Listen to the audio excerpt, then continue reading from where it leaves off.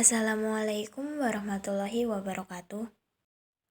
Saya Aza Isnaini dengan NIM J0B021008 dari Prodi Bahasa Mandarin Universitas Jenderal Sudirman. Mata kuliah Pendidikan Agama Islam semester 2 dengan dosen pengampu Bapak Ulul Huda SPDI MSI. Berikut merupakan contoh implementasi nilai-nilai keislaman dalam kehidupan sehari-hari. Contoh implementasi nilai keislaman yang pertama ialah sholat. Sholat hukumnya wajib bagi seorang muslim. Di sini saya sedang melaksanakan sholat duha, yaitu 2 rakaat yang hukumnya sunnah. Adapun keistimewaan dari sholat duha, menurut hadis, adalah mendatangkan pahala yang setara dengan haji dan umroh. Barang siapa yang melaksanakan sholat duha dengan tekun, maka orang tersebut akan mendapatkan pahala yang setara haji dan umroh yang sempurna. Selain itu, sholat duha akan menjauhkan diri dari segala keburukan yang bisa datang kapan saja. Adanya ikatan antara hamba dengan Allah Subhanahu wa Ta'ala dapat meningkatkan keimanan dan ketakwaan. Dengan begitu, saat akan melakukan dosa, kita akan mengingat Allah Subhanahu wa Ta'ala terlebih dahulu dan berpikir ulang untuk melakukan sesuatu. Contoh implementasi nilai keislaman yang kedua ialah membaca Al-Quran. Setelah sholat, saya selalu membaca Al-Quran agar hati terasa tenang. Pengertian Al-Quran sendiri sesuai bahasa ialah bacaan atau yang dibaca. Menurut istilah, pengertian Al-Quran adalah kalam Allah Subhanahu wa Ta'ala yang diturunkan kepada Nabi Muhammad Sallallahu Alaihi Wasallam. Al-Quran diturunkan melalui malaikat Jibril yang dihimpun dalam mushaf yang merupakan mukjizat Nabi Muhammad. Fungsi Al-Quran sendiri yang pertama yaitu petunjuk bagi manusia. Yang kedua, penyempurna kitab-kitab suci sebelumnya.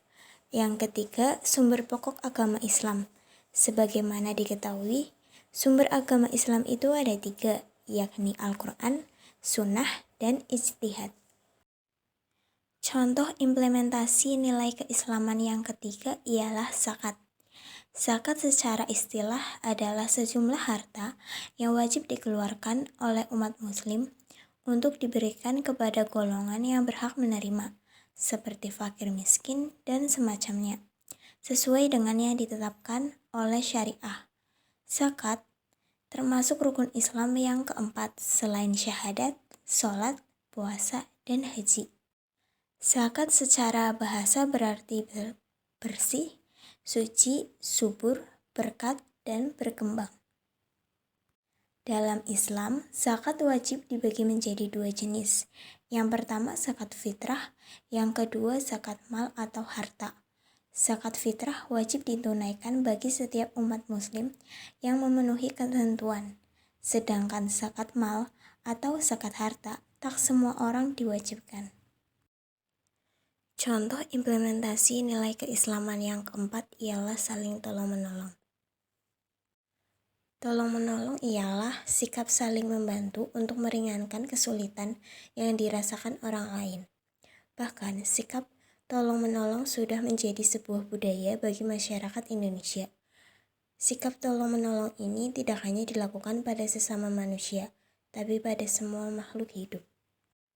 Dalam buku Akidah Akhlak kelas 8 yang dirilis Kementerian Agama, tolong-menolong dalam Islam disebut dengan ta'awun.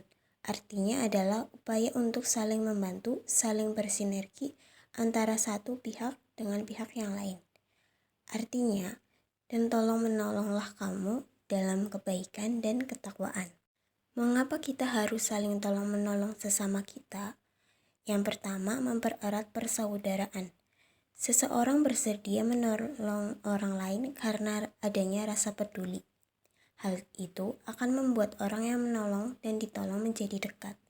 Beberapa orang yang sudah ditolong cenderung membalas dengan perbuatan yang sama, yaitu menolong saat orang lain membutuhkan.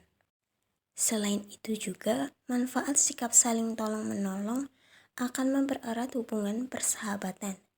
Hal itu bisa terjadi karena sikap saling tolong-menolong akan membuat teman-teman saling berinteraksi secara positif.